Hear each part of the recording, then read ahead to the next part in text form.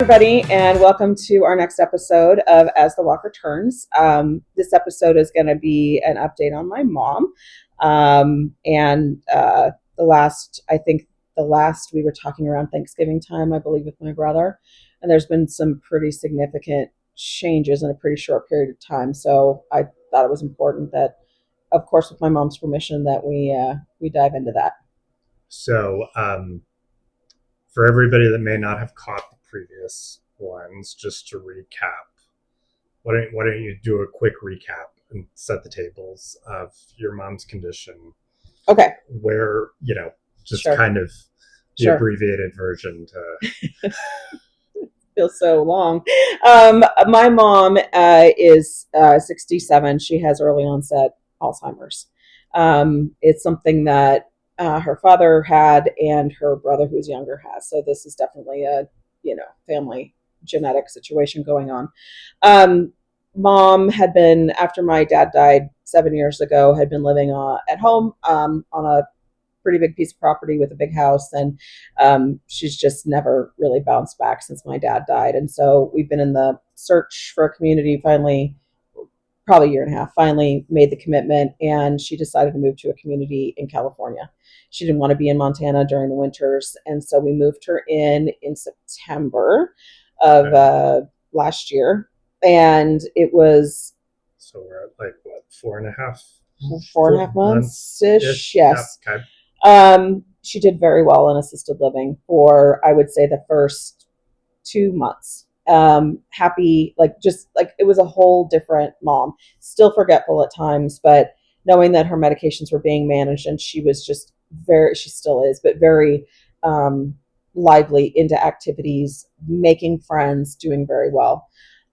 We started to see a bit of a decline in her about a month ago, and the community was kind of giving us the warning signs, like, we may be looking at memory support, and that was pretty shocking for my family. I don't know for me necessarily. I kind of knew what to expect, but for them it was a very difficult call to get. Some things that my mom... And I'm assuming that was predominantly because they were not thinking it was going to happen this fast, as quickly. Right. Okay. Yeah, because normally residents that are in assisted living have some stage of dementia. I mean, usually about half of the residents. So I think they were thinking a couple of years, maybe in assisted living, and then eventually transition to memory support. So for it to only have been 2 months was pretty, quite frankly, shocking, even for me.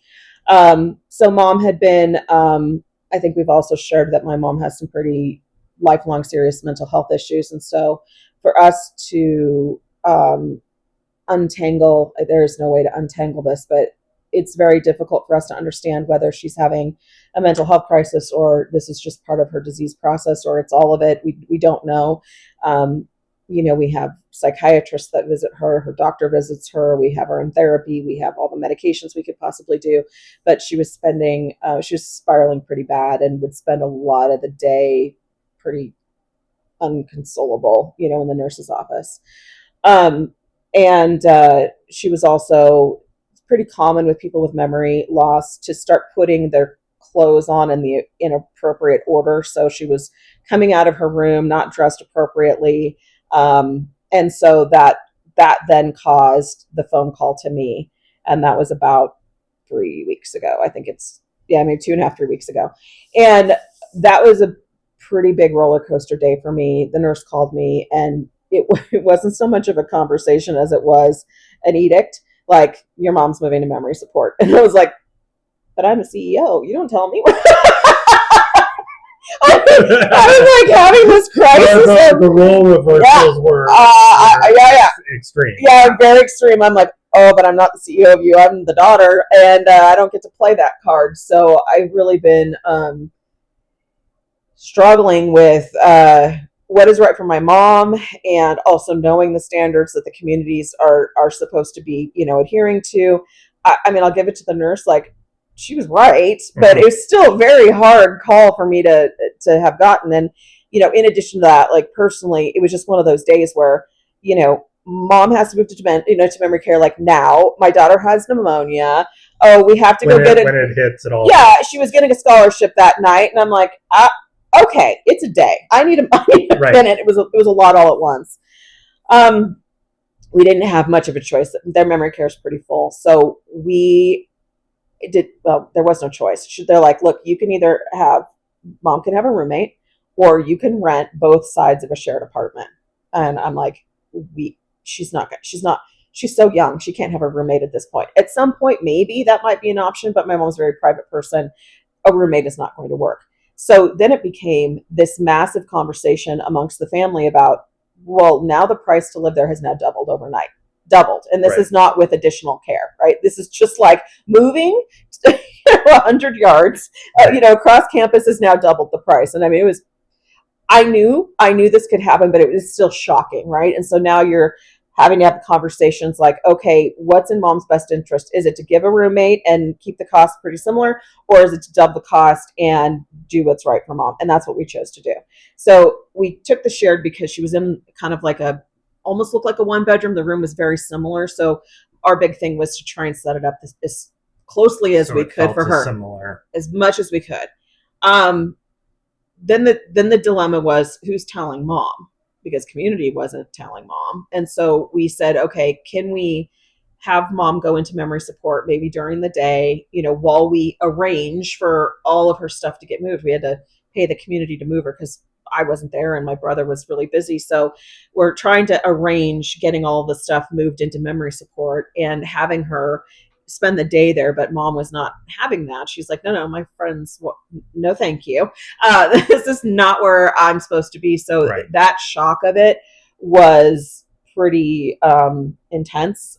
Mom still most of the time has the Because she ability. was just getting used Yeah. to and acclimated. Right. Yeah. Right. Yeah. She was used to it. And so we had to have the talk with her. Not that she really remembered, but our whole thing was, mom, you just need to be closer to activities. You're getting lost in the hallways. And we promise you're still going to see your friends. And that week was pretty horrific.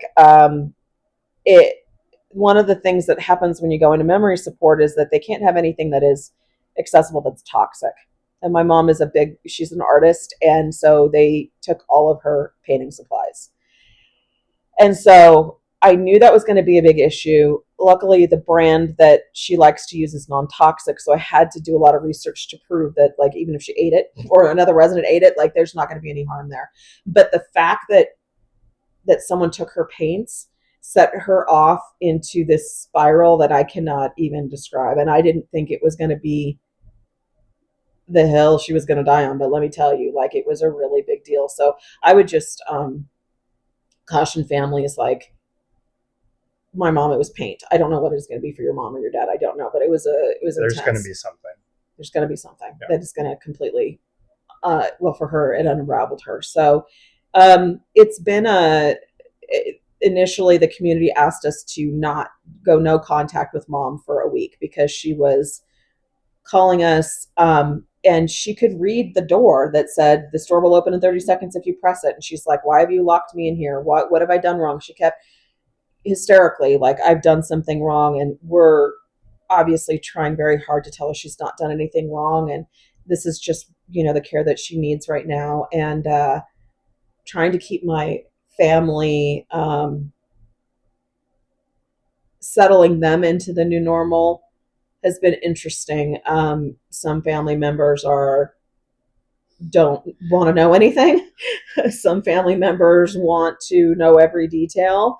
Other family members are kind of in and out. So trying to manage that piece of it and manage mom at the same time. I mean, Yeah. I've heard you talk about transfer trauma Yeah. on the residents, Yeah. but in all reality, based upon everything that you were just describing, there's transfer trauma on the families Yeah. as well. Yeah. And I mean, it's a very different kind of, yeah. But I mean, that upheaval and that, how do we deal with the situation? How do we work through it? I mean, it affects Everyone. It affects both sides of it. Yeah.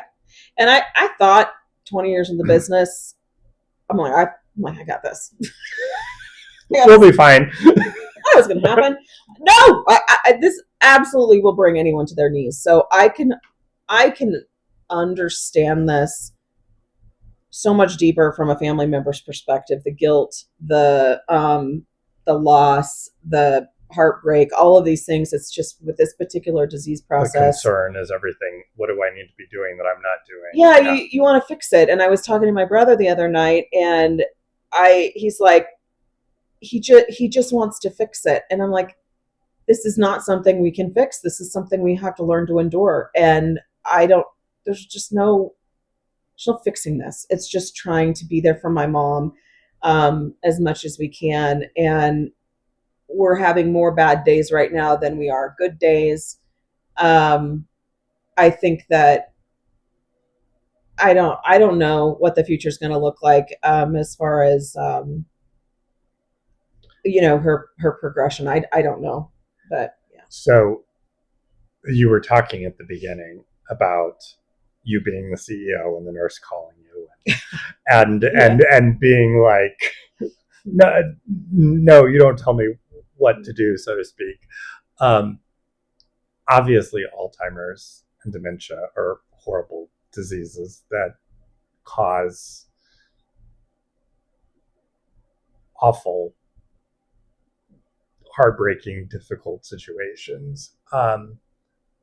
What have you seen, or what guidance can you give now that you are on the other side of it, so to speak, as the family member, thinking about it from the professional lens of,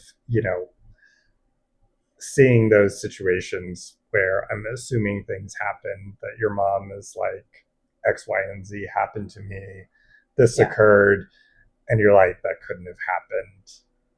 yeah, And essentially not assuming the worst on behalf of those people that are caring for her, and kind of pivoting back into that CEO role rather than the daughter role. yeah. And as well, I'm assuming there are also questions to ask or be worried about, because you got to have peace of mind as a family. And so, how do you do that when also not assuming that the worst is happening? Right. That's a lot of Sorry for that. questions. Sorry for that Okay, big no, okay, word got it. salad, but Yeah, I understand. Here's what I now understand being the daughter versus the CEO. And I was just talking to some of my team members about that today, and I just said, when you trust your family into a community, there's just this big nebulous black hole, like, because you're not getting a call every day to say, hey, mom did this or mom did that or mom had a good day. It's usually they're calling if something bad happens, right? Like mom had a fall, or something's going on.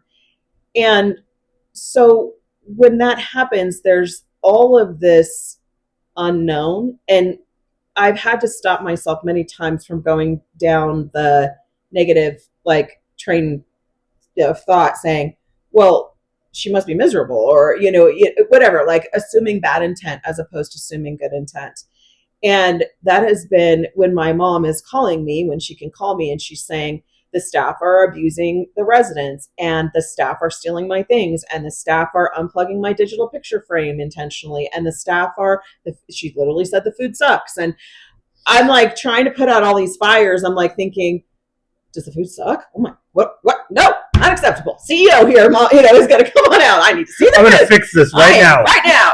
And my mom knows what I do for a living. And so even the other night she called me and she says, you need to get on this and take care of this. I'm like, no, mom, I'm just the daughter. There's nothing I can do, with your perceptions right now. And the food isn't bad. Okay. And my brother has eaten there with her many times. And the staff has been so incredibly kind. And oftentimes we'll be on the phone with mom and the staff will walk in and, hi, how you doing? And mom, like, what do you want? Just very hateful. And that's not my mom. My mom is kind and loving and gentle, and she's turned into this completely different person. And so I have to then check myself to say, I'm going to hear my mom. I'm going to do my best to redirect her. But I also have to just take all that with the understanding that she's suffering right now. And she really is suffering. Um, there's no other way to say that. She's just suffering, and it's really hard to watch. But I'm also not going to punish the staff or assume what she's saying is like gospel truth either. So navigating that in management, it might be a little tricky for me just because of the role that I'm in, but also my family that's not in the business, educating them and saying, we are not here to blame the community. We are not going to be, mom, this family versus the community. I will not do that. I said, we have to all be team mom, because if we make enemies or start assuming, bad intent, when things may get even rougher, then I'm not going to have people advocating for my mom, right? And I need them to advocate for my mom, and I need them to sit there with her when she's having a rough moment. And if we're fighting with the family and we're in a, I don't know, an adversarial relationship, then it's not good for my mom at the end of the day. So that I have to keep coming back to, just knowing that there's a lot of grief and sadness happening behind the scenes, and I won't take it out on the community. It's not fair. So as kind of that transfer occurred, going back to the move into memory support, I'm assuming that you also, there are battles, so to speak, with your mom that you have to kind of pick as to priorities. You mentioned the pain, but I'm assuming there are other things as well. How do you step through that process in the best possible way? Yeah, so she received a lovely digital picture frame for Christmas, and the family uploaded lots of pictures and videos. And I mean, it was wonderful. It was very thoughtful. But what my mom does at night is she or during the day, she unplugs it and she holds it and she goes to sleep with it. And then she blames the staff for unplugging her digital picture frame. So my brother has gone in and put Post-it notes on the plug. Mom, don't unplug this and don't unplug here. And I'm just giggling with him. I'm like, she's going to do it. I'm sorry. But okay, if it makes you feel better, right, you do it. And so she continues to unplug the digital picture frame every day. It's a struggle. And so now we're going to go to physical books. Okay, so we're going to have picture books printed. They'll be there the next week so that she can walk anywhere she wants with these books, and it still has the same intent. Right. But it's not causing, you know what I mean, that kind of drama. Yes. But again, that's thinking about it creatively from the standpoint of how do you put her in the path to success that also then doesn't create some of those pressure points with the staff. Right. Or just assuming the staff is maliciously unplugging a digital. I mean, come on now. Or she says she's being like locked up and she can't go outside, and she's being told no. And when in fact my mom went out into the courtyard and she was climbing 2-3 feet up into the planters looking for rocks to paint, and all she can remember is they told her no. And so no, they're not preventing her from going outside. They just don't want her to, like, I don't know, fall off the planter. Right. So that's the navigation that we're in. And I know my mom isn't trying to be mean to the staff, but that unfortunately when she ruminates about things, it tends to be negative. Right. And so just trying to, again, like, I don't know if we'll ever know the full story or the real story or whatever the story is, but that is her reality. Yeah. And so we're just doing our best to, navigate it. I think that is very, very good advice, because any family that is in that type of situation, I mean, it's instinctual to protect those that you love. Right. And so when you hear bad things and you haven't adjusted to that life transition that they're going through, essentially, I think you mentioned something there about, not putting the staff on defense, but also, walking them through what their mom's saying, so that way you get context for, that's why you told her no, because she was going to hurt herself. Sure. Completely. A valid no. Yes. You're probably like, thank you for telling her no. Yep. But walking through all those details, I think, is so helpful. And like you said, starting out with that essentially principle of assuming the best intentions when you start into it. So, no, that can't be easy for you. No. And I know, you sharing it is not easy, but hopefully it helps others out there that are going through similar situations as well. So we will all be thinking about you and your family as you're continuing to progress through this, and appreciate all of the information you've shared with us, and hopefully people will find it useful. So hope you enjoyed it and learned something from it, and can join us next time. Thanks.